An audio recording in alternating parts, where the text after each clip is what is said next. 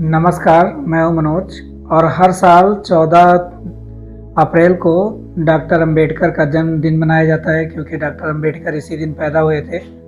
जितने भी हमारे आंदोलनकारी हुए हैं, जितने भी देश को आज़ाद कराने वाले लोग हुए हैं, जिन्होंने समाज पे काम किया है, समाज को सुधारने का काम किया है और समाज की चिंता की है, उनका बहुत सारे लोग विरोध करते हैं और बहुत सारे लोग समर्थन करते हैं। आज ऐसे ही डॉक्टर अंबेडकर के बारे में हम कुछ पॉइंट को समझेंगे जिसमें बहुत सारे लोगों ने उसकी वजह से विरोध किया और बहुत सारे लोगों ने उसका समर्थन किया।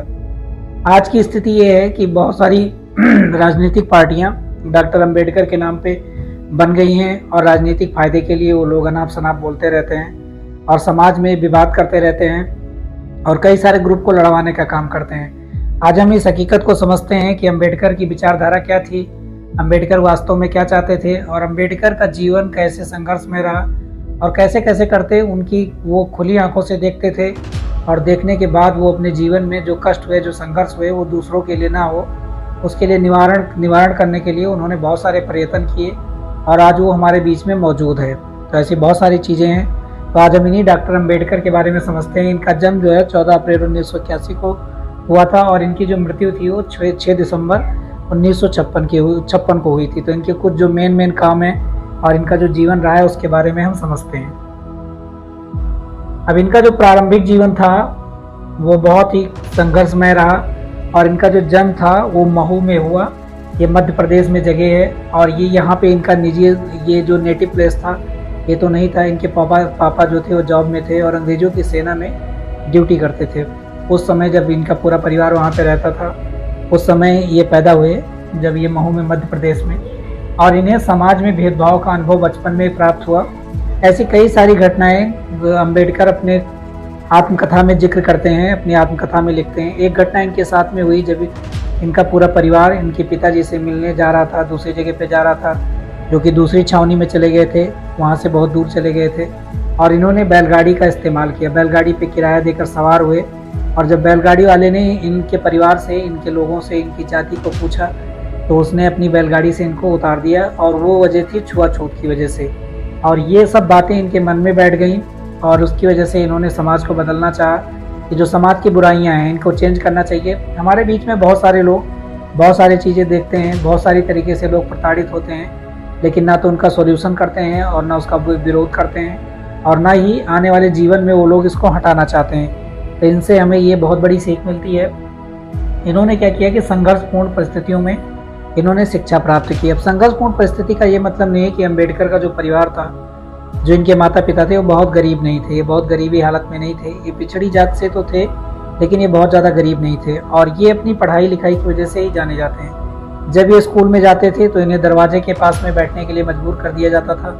दरवाजे के पास में बैठेंगे और जो दूसरे बच्चे हैं, जो उच्च वर्ग के बच्चे हैं, उच्च जातियों के जो बच्चे हैं, वो इनके पास में नहीं बैठेंगे, इनसे दूर बैठेंगे, इनसे दूर रहेंगे। और एक समस्या इनके साथ में और होती थी, पानी पीने की समस्या। जो वहाँ पे स्कूल में घड़ा होता था उसमें अपने आप पानी लेके नहीं पी सकते थे और ये छुआछूत की वजह से था। अगर कोई जो चपरासी है स्कूल में, अगर वो नहीं आएगा तो इन्हें पानी पीने को नहीं मिलेगा। अगर वो छुट्टी पे चला गया तो कई बार ऐसा होता था कि इनको पानी पीने को नहीं मिलता था। ये सब सारी चीज़ें, प्रताड़नाएं जो है अम्बेडकर ने झेली थी और उसकी वजह से इन्होंने समाज में सुधार लाने की सोची थी। अब ये था इनके साथ में ये जो उच्च, इन्होंने क्या किया कि अपनी हाई स्कूल की और इंटर तक की पढ़ाई जो है इन्होंने यहीं पे पूरी की और अपने जो बीए की पढ़ाई थी, बीए की पढ़ाई इन्होंने मुंबई से पूरी की, मुंबई यूनिवर्सिटी से पूरा किया और एमए इन्होंने कोलंबिया यूनिवर्सिटी से किया और ये एमए इन्होंने इकोनॉमिक्स में किया था। उसके बाद में यहीं से कोलंबिया यूनिवर्सिटी से इन्होंने क्या किया, पीएचडी की उपाधि प्राप्त की और इस पीएचडी इन्होंने इकोनॉमिक्स में ही की थी। और यहाँ पे ये ब्रिलियंट स्टूडेंट थे कोलंबिया यूनिवर्सिटी के और बहुत दिनों के बाद में, अभी हाल के दिनों में, कोलंबिया यूनिवर्सिटी ने अपने म्यूजियम में अपने एक अच्छे छात्र के रूप में इनकी प्रतिमा बनाई है। तो ये कोलंबिया यूनिवर्सिटी में डॉक्टर अंबेडकर की प्रतिमा है और यहाँ पे उपस्थित है और ये उनके उम्दा छात्र होने की वजह से। ये जो पीएचडी में शोध कर रहे थे, इनका जो शोध था वो भारत के बारे में ही था और ये यहाँ पे ये बताने की कोशिश कर रहे थे, ये बताए कि जो ये ब्रिटिश सरकार है, जो ब्रिटिश की सरकार है, ये जो बजट का बंटवारा करती है, पैसों का जो बंटवारा करती है, उसकी यूनिफॉर्मिटी नहीं है। राज्य सरकारों में अच्छे से नहीं बांटती और केंद्र सरकारों में अच्छे से डिस्ट्रीब्यूट नहीं करती है। ये चीज़ का इनका ये था। और इनकी लंदन ऑफ स्कूल से इकोनॉमिक्स में इन्होंने उच्च शिक्षा और डीएससी की उपाधि प्राप्त की, और साथ साथ में इन्होंने लंदन से ही लॉ की पढ़ाई की। लॉ के बारे में जानकार थे, कानून के जानकार थे, और ये वाली पढ़ाई इन्होंने यहीं से की।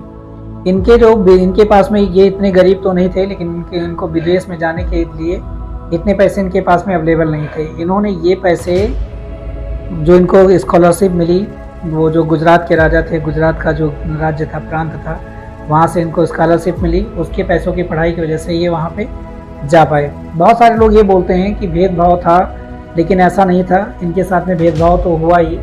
और जो इनके अम्बेडकर नाम है, जो अम्बेडकर कास्ट है, उनके शिक्षक ने ही अपना नाम इनके नाम के साथ में जोड़ दिया।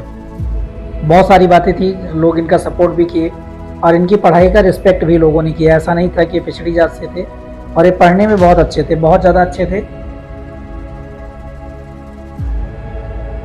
अब इन्होंने सामाजिक समानता के लिए कि सभी जो मानव हैं वो सब लोग एक जैसे ही हैं, जो मानव समाज है उसमें सभी लोग एक जैसे हैं, और इन्होंने छुआछूत और जाति प्रथा के विरुद्ध आंदोलन किया।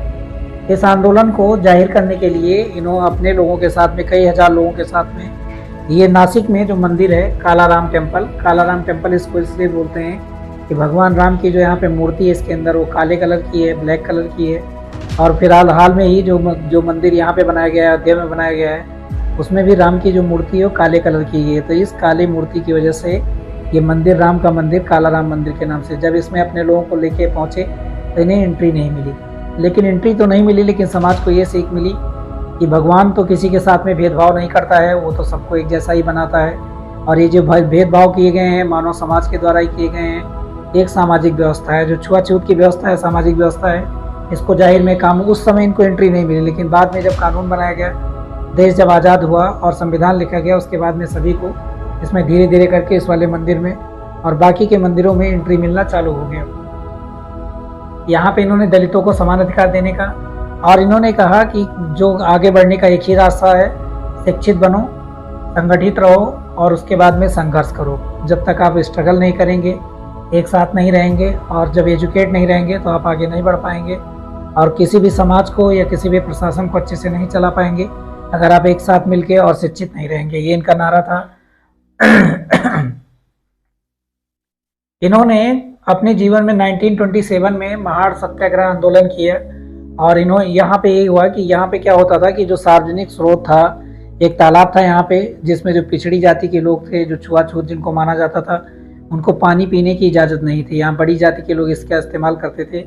अंबेडकर का कहना था कि जो नेचुरल रिसोर्सेज हैं उस पर एक वर्ग का अधिकार क्यों होना चाहिए, सभी लोगों का अधिकार होना चाहिए। और इन्होंने यहाँ जाके अपने लोगों को ले जाके यहाँ पे खुद भी पानी पिया और दूसरे लोगों को ये तालाब खुलवाया, और उसी टाइम से जो है ये तालाब खुल गया और सभी लोगों के लिए सार्वजनिक हो गया। आज के दिनों में तालाब से तो कोई पानी नहीं पीता, कुएं के इस्तेमाल तो अभी ज़्यादातर जगहों पे नहीं होता है, दूसरी व्यवस्थाएं अवेलेबल हैं। लेकिन उस समय आज़ादी के पहले तक और अभी आज के कुछ दिनों पहले तक ज़्यादातर लोग जो है तालाब से, कुएं से, नदियों से पानी पीते थे और इनका इस्तेमाल करते थे।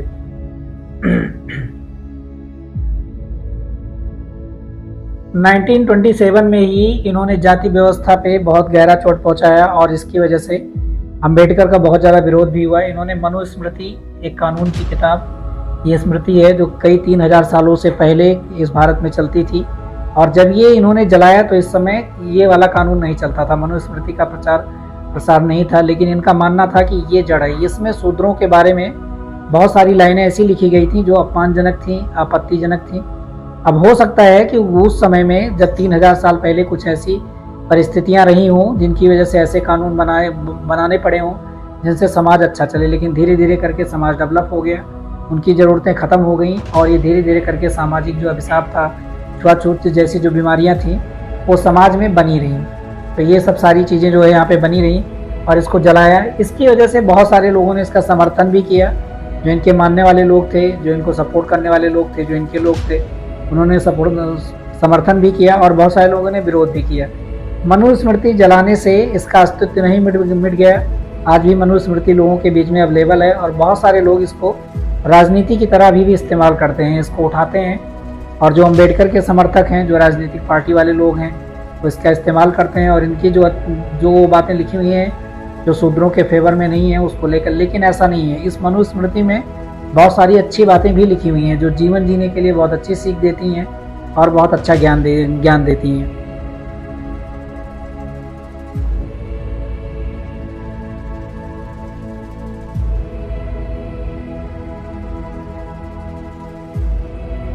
अब राजनीतिक अधिकारों की मांग के लिए भी इन्होंने जोर दिया। ये दलितों के लिए पृथक निर्वाचक क्षेत्र की मांग कर रहे थे। अब ये नई व्यवस्था की बात नहीं कर रहे थे, अंग्रेजों के पास में ऐसी व्यवस्थाएं थी। अब निर्वाचन क्षेत्र का उस समय क्या मतलब था, कुछ चुनाव उस समय होते थे राज्यों से, कुछ जो संसद बनती थी, जो इसकी अंग्रेजों की जो सरकार थी, उसमें ज़्यादातर मेंबर जो होते थे सिलेक्टेड होते थे, सिलेक्ट किए जाते थे, और कुछ मेंबर जो है इलेक्ट किए जाते थे। तो यहाँ पे राज्य स्तर से भी कुछ मेंबर लिए जाते थे, प्रोविंशियल से भी लिए जाते थे, और सेंट्रल से भी कुछ मेंबर लिए जाते थे, इनमें चुनाव किया जाता था। इनमें आज जैसे सबको वोट डालने का अधिकार नहीं था, कुछ लोगों को ही वोट डालने का अधिकार था। पढ़े लिखे लोग, टैक्स देने वाले लोग, सत्ता में रहने वाले लोग, ऐसे ऐसे लोग करके इसमें वोट डालते थे। और इसमें पहले से अंग्रेजों ने मुस्लिम के लिए, सिख के लिए और क्रिश्चियन के लिए अलग से निर्वाचन क्षेत्र का निर्माण कर रखा था। और अम्बेडकर ये मांग कर रहे थे कि अगर इनके लिए है तो इसके दलितों के लिए भी एक पृथक निर्वाचन क्षेत्र होना चाहिए, जो अपनी नेता का खुद चुनाव करेंगे और वो लोग सेंट्रल में आएंगे। राज्यों की जो ये सभाएं हैं इनमें लोग बैठेंगे और उनकी भागीदारी बढ़ेगी। जाहिर सी बात है, जब राजनीति में भी उनके लोग होंगे तभी उनकी कोई सुनेगा, नहीं तो पिछड़े के पिछड़े ही रह जाएंगे, इनका मानना ये था। लेकिन महात्मा गांधी ने इस चीज़ का विरोध कर दिया। अब जो मुस्लिम थे वो धर्म से जुड़ा मुद्दा था, जो सिख थे ये भी धर्म का मुद्दा था, क्रिश्चियन जो थे धर्म का मुद्दा था, लेकिन जो दलित थे ये हिंदू के बीच से थे। महात्मा गांधी को डर था कि कहीं ऐसा ना हो कि बाकी की जो जातियां हैं, बाकी के लोग हैं, वो भी अलग निर्वाचन क्षेत्र की मांग करने लगे और जो समाज है वो बहुत सारे ग्रुप में बढ़ जाए और कई सारी चीजों में विखंडित हो जाए। ऐसा हो भी सकता था। उसके बाद में महात्मा गांधी धरने पे बैठ गए और जेल में ही अनशन पे बैठ गए। और इसके बाद में अंबेडकर ने उनको मनाने के लिए पूना पैक्ट 1932 में एक समझौता हुआ। अभी यहाँ तक सारी जो है अंग्रेजों की सरकार है, देश आज़ाद नहीं है, जो देश गवर्न हो रहा है अंग्रेजों से ही गवर्न हो रहा है। ये आरक्षित सीटों की व्यवस्था सुनिश्चित हुई। मतलब यहाँ पे क्या है, अलग से निर्वाचन क्षेत्र नहीं दिया जाएगा, लेकिन जो दलित समाज के लोग हैं उनके लिए सीटें आरक्षित की जाएंगी। मतलब इस वाले अगर यहाँ वोटिंग होगी, उनसे जो मेंबर जाएंगे उनकी भागीदारी होगी। और इसी कोटे से डॉक्टर अंबेडकर भी संसद में गए थे, सेंट्रल में पहुंचे थे, और कुछ लोगों ने समझौते को मानकर इसकी आलोचना भी की। अगर महात्मा गांधी ने समझौते को मान लिया, जो आरक्षण जैसी व्यवस्था, और यहीं से बोलते हैं आरक्षण की शुरुआत हुई 1932 से ही आरक्षण की मेन शुरुआत हुई। और यहीं से आरक्षण का कॉन्सेप्ट आया कि लोगों को आरक्षण होना चाहिए और आरक्षण की वजह से ही लोग आगे बढ़ेंगे। और इसी आरक्षण का लोग विरोध कर रहे थे। संविधान निर्माण में अंबेडकर की बहुत अच्छी भूमिका रही, बहुत बड़ी भूमिका रही। और बहुत सारे लोग, लेकिन यहाँ पे बहुत सारी पार्शलिटी होती है और लोग बोलते हैं कि डॉक्टर अंबेडकर ने ही अकेले सारा संविधान बनाया, लेकिन ये बिल्कुल गलत है। संविधान बनाने के लिए बंटवारे के बाद में 299 मेंबर थे, और ये संविधान जो ये थे डॉक्टर अंबेडकर थे। ये प्रारूप समिति होती है, जो ड्राफ्टिंग समिति होती है, इसके अध्यक्ष थे। ये ड्राफ्टिंग समिति का क्या काम था? इसका काम था कि जो नियम तैयार किए जाएंगे, जो कानून तैयार किए जाएंगे, पहले एक रफ पेपर में तैयार किया जाएगा, रफली लिखा जाएगा, उस पर बहस होगी, उस पर जब लोगों की सहमति होगी, जो सभा है, जो संविधान सभा है, उस पर सहमति होगी। सहमति के बाद में उसे ओरिजिनल प्रारूप में लाया जाएगा। इसका ये काम था। और अंबेडकर ने बहुत सारे कानून को, जो दलितों के लिए अनुच्छेद 17 का जो प्रावधान है इसमें संविधान में, ये सब सारा जोड़ने का काम और उनके डायरेक्ट उसमें कन्वर्जन में हुआ। और बहुत सारे नियम कानून जो है इनके द्वारा, क्योंकि ये बहुत बड़े विद्वान थे। और संविधान सभा में डॉक्टर अंबेडकर उस समय के सबसे पढ़े लिखे व्यक्ति थे। इनसे ज़्यादा पढ़ा लिखा व्यक्ति उस समय कोई नहीं था, इनसे ज़्यादा ज्ञानी नहीं था, इसीलिए इनका इन्वॉल्वमेंट यहाँ बहुत ज़रूरी था और ये शामिल भी हुए।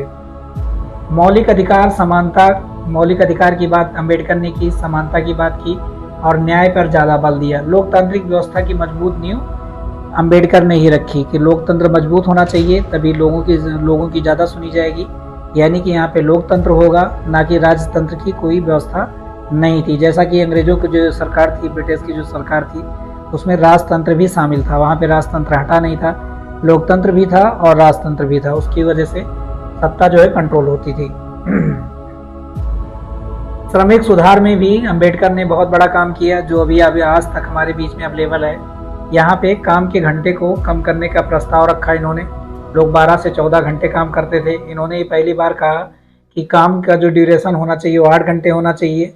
न्यूनतम मजदूरी की बात पहली बार यहाँ की गई, जो मजदूरों से जोर जबरदस्ती करके अंग्रेजों की सरकार में काम करवाया जाता था। श्रमिक के अधिकारों की बात की गई। सामाजिक सुरक्षा, उनके लिए बीमा होना चाहिए। उनके लिए मर जाने के बाद में अगर ड्यूटी आवर्स में उन्हें सेफ्टी का इशू होता है तो उन्हें मुआवजे दिए जाएंगे। ये सारी बातें अम्बेडकर ने कही। मैटरनिटी लीव की बात की। महिलाओं में अगर प्रेगनेंसी होती है, उनको बच्चा होता है, तो उनको मैटरनिटी लीव दी जाए। ये तभी से शुरू हुई है अम्बेडकर की वजह थी। मुआवजा मिलेगा, इंश्योरेंस मिलेगा और मजदूर अपने यूनियन का निर्माण करेंगे। यूनियन का निर्माण करने के बाद में वो एक कह पाएंगे, अपनी बातों को रख पाएंगे, बोल पाएंगे और ये समझा पाएंगे लोगों को कि हमें कौन से अधिकार चाहिए, कौन से राइट चाहिए, या हमारे ऊपर जोर जबरदस्ती ना की जाए। ये सब श्रमिक सुधार में भी अम्बेडकर ने बहुत बड़ा योगदान दिया और इनका बहुत बड़ा योगदान था। इनको कोई याद नहीं करता है और जातिगत व्यवस्था की वजह से, जो कि अभी भी भारत में पनपी हुई है, और आरक्षण को लेकर बहुत बार विवाद हो जाता है। इनकी जो आरक्षण व्यवस्था थी वो 1932 से ही चालू हुई और जब इनको दलितों को पहली बार आरक्षण मिला। इस समय इसमें ओबीसी शामिल नहीं थे। ओबीसी आरक्षण में शामिल तब हुए जब मंडल कमीशन की रिपोर्ट आई और मंडल कमीशन की रिपोर्ट आने के बाद में 27% आरक्षण ओबीसी को दिया गया। तो यहाँ पे ओबीसी की बात नहीं हो रही थी, यहाँ केवल दलितों की बात हो रही थी। महिलाओं के अधिकार के लिए इन्होंने बहुत सारे प्रोविजन रखे। हिंदू कोड बिल का प्रस्ताव किया। हिंदू कोड बिल में सबसे बड़ा मुद्दा था कि महिलाओं का जो है पिता की संपत्ति में और पति की संपत्ति में अधिकार होगा। उस समय इनकी बात ये तो नहीं मानी गई। अभी ऐसा प्रोविजन डाल दिया गया है, पिता की मृत्यु के बाद में अगर बेटी की शादी नहीं हुई है तो उसको पिता की संपत्ति में अधिकार मिलेगा, समान अधिकार मिलेगा बच्चों के बराबर। और अगर पति की मृत्यु हो जाती है तो बच्चों के साथ साथ में पत्नी का भी अधिकार मिलेगा और ज़मीनों में, उनकी जायदाद में, उनके पैसे में, सारी चीज़ों में अधिकार का प्रोविज़न अभी है। और ये रूढ़िवादी वर्ग जो थे, महिलाओं को जो अपने दबा हुआ, कुचला हुआ मान रहे थे, उन लोगों ने भी उस समय इसका विरोध किया और इस पे बल दिया। तो ये महिलाओं के अधिकारों की बात भी अम्बेडकर ने की और ये इनके अच्छे काम थे, लेकिन इसका भी विरोध हुआ। कोई भी बदलाव होगा, कोई भी चीज़ होगा तो मानसिक रूप से जो दिमाग में जो चीज़ें बैठ जाती हैं, बहुत सारे लोग उसका विरोध करेंगे और अपने फायदे के लिए। कई बार राजनीतिक भी होता है, कई बार सामाजिक भी होता है, कई बार ये चीज़ें आर्थिक भी होती हैं। कानून मंत्री, इन्होंने जब इनकी बात नहीं मानी गई तो इन्होंने हिंदू कोड बिल पारित ना होने पे इन्होंने कानून मंत्री के पद से इस्तीफा दे दिया और ये अपने सिद्धांतों से इन्होंने समझौता नहीं किया। इन्होंने अपना पद छोड़ दिया और इन्होंने ये चीज़ें मानने के लिए इनकार कर दिया। बाद में आगे चल के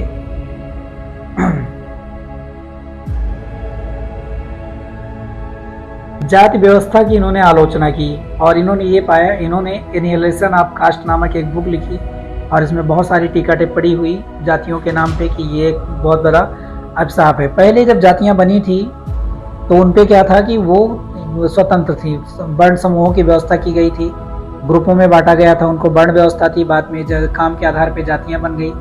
जातियाँ जो है धर्म का हिस्सा बन गई और धर्म का हिस्सा बनने की वजह से लोगों के दिमाग में बहुत गहरे से बैठ गई। धर्म को निकालना इतना आसान नहीं था तो जातियों को निकालना भी आसान नहीं था और आज की यही वजह है कि जाति जो है, लोग बोलते हैं जाति ही नहीं, उसकी वजह यही है। सामाजिक असमानता पे इन्होंने तीखी टिप्पणी की और कुछ वर्गों में इसकी वजह से इनका बहुत ज़्यादा विरोध हुआ, बहुत ज़्यादा विरोध का सहन करना पड़ा और ये जाति अभी तक नहीं गई है। और आरक्षण डालने की वजह से काम के आधार पर जाति ना के बराबर है, लेकिन आरक्षण के लिए जब बात होती है तो जाति उभर आती है और राजनीति के लिए भी जाति एक मुद्दा बनती है। बहुत सारी राजनीतिक पार्टियां इन्हीं जातियों के नाम पे इलेक्शन जीत जाती हैं और राज करती हैं और सत्ता को अपनाती हैं। तो ये सब सारी चीजें हुई। इन्होंने बाद में कानून तो बना दिया, देश आज़ाद भी हो गया, संविधान भी बनाया गया, संविधान का निर्माण भी हुआ, लेकिन लोगों के दिमाग से जातियां नहीं गई। इसका और तीखा विरोध करने के लिए इन्होंने क्या किया, 1956 में 14 अक्टूबर 1956 को इन्होंने बौद्ध धर्म अपना लिया और बौद्ध धर्म अपनाने का मकसद इनका यही था, अगर ये चाहते तो क्रिश्चियन भी बन जाते, ये चाहते तो मुस्लिम भी बन जाते, लेकिन इन्होंने हिंदू धर्म से ही अलग हुए एक नए धर्म जो भगवान बुद्धा से बना था उस धर्म में चले गए और इन्होंने ये समानता और आत्मसम्मान के मार्ग की बात की, क्योंकि जो ये बौद्ध धर्म था इसमें जातियों की बात नहीं होती है, जातियों की बात नहीं थी, इसीलिए उन्होंने इसको ज्वाइन कर लिया और समाज को ये बताने की कोशिश की कि जातियों को छोड़ा जा सकता है, अगर इसको रिमूव किया जा सकता है। इसका भी बहुत ज़्यादा विरोध हुआ और इनके जो लोग थे, इनके पीछे चलने वाले लोग थे, उनमें बहुत सारे लोग तो बौद्ध नहीं बने, लेकिन जो इनके बिल्कुल डायरेक्ट अनुयायी थे वो लोग उसी समय कई लाख लोगों ने एक साथ में इनके साथ में बौद्ध धर्म अपना लिया। और इसके कुछ समय बाद में ही 6 दिसंबर 1956 को बीमारी के कारण जो है इनकी मृत्यु हो गई और इनको बहुत सारे समर्थन भी मिले। समर्थन इनको कौन सा, दलित और वंचित समाज का व्यापक समर्थन मिला, क्योंकि उन लोगों को फ़ायदा मिल रहा था, उन लोगों को प्रॉफिट मिल रहा था इनकी बातों की वजह से, और होना भी चाहिए था। महिला अधिकार समूहों का समर्थन इनको मिला, क्योंकि महिलाओं के पक्ष में बात कर रहे थे और आज जब भी कोई बात करता है तो इनके जो दलित और वंचित वर्ग के सब सपोर्ट की बात तो हर कोई करता है, लेकिन महिला अधिकारों के समूह की बात कोई नहीं करता है, लोग इग्नोर करते हैं। मजदूरों के लिए जो इन्होंने अम्बेडकर ने बात की उसका जिक्र कोई नहीं करता, क्योंकि वो सभी लोगों को फ़ायदा मिलता है और संविधान निर्माता के रूप में इनको बहुत बड़ा रिस्पेक्ट मिला।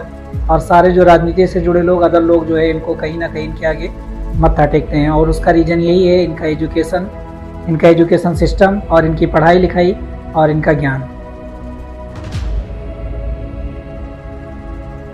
इनकी आलोचना भी बहुत सारी हुई। इनकी आलोचना किन वजह से हुई? हिंदू धर्म की आलोचना पर विरोध, जब इन्होंने हिंदू धर्म का विरोध किया, आलोचना पर विरोध किया और जातिगत व्यवस्था पर विरोध किया, इनकी बहुत सारी आलोचनाएं हुई, इनकी बुराइयां हुई और आज भी समाज इन्हीं वजह से। मनुस्मृति के दहन पर बहुत सारे विवाद हुए। इन्होंने मनुस्मृति जलाई तो लोगों ने बोला कि ये ग्रंथ को जला दिया है, ग्रंथ को ख़त्म कर दिया है, लेकिन ये बात गलत थी। ये ग्रंथ नहीं था, ये कानून की किताब थी और जो 3-4 हज़ार साल पहले लागू थी, उस समय लागू नहीं थी। लेकिन इनका मानना था कि जो जातियों के बंटवारे की जड़ है वो यही मनुस्मृति ही है। पृथक निर्वाचन क्षेत्र की मांग होने पे बहुत सारे मतभेद हो गए। इवन महात्मा गांधी भी नाराज हो गए थे और उनके जानने वाले लोग, उनको सपोर्ट करने वाले लोग भी नाराज हो गए थे। उनका संदेश था, जो डॉक्टर अंबेडकर थे, समानता, स्वतंत्रता और बंधुत्व का सिद्धांत था। शिक्षा और संगठन की शक्ति पर इनका विश्वास था। सामाजिक न्याय की बात करते थे और इसके लिए इन्होंने बहुत सारे संघर्ष भी किए अपने जीवन में। डॉक्टर अंबेडकर का जो जीवन है वो संघर्ष और प्रेरणा की कहानी है। उन्हें समर्थन और आलोचना दोनों मिली, तो जीवन उन्हें समर्थन और आलोचना दोनों मिले। आज भी वो भारतीय समाज के मार्गदर्शक के रूप में जाने जाते हैं और बहुत सारे लोग इनकी पूजा भी करते हैं, जिनको फ़ायदा मिला है। और अब समाज में इनको लेकर केवल राजनीति के लिए, वोट पाने के लिए और दूसरा आरक्षण पाने के लिए, 2 ही चीज़ों के लिए अंबेडकर अब जाने जाते हैं। और संविधान निर्माता के रूप में तो ये हमारे बीच में जब तक रहेंगे। अगर ये संविधान आने वाले दिनों में कभी ख़त्म भी हो गया, ऐसा नहीं है कि आने वाले जो दिन होंगे यही संविधान चलता रहेगा, इसका प्रारूप नहीं बदलेगा। अगर समाज बदला, लोग बदले, लोगों की थिंकिंग बदली, लोगों की ज़रूरत बदली, तो इसमें बहुत सारे बदलाव भी हो सकते हैं और संविधान ख़त्म भी हो सकता है, लेकिन इनको पहले संविधान निर्माता के रूप में जाना जाएगा। आज के लिए इतना ही, मिलेंगे अगले वीडियो में एक नई टॉपिक के साथ में। तब तक के लिए जय हिंद।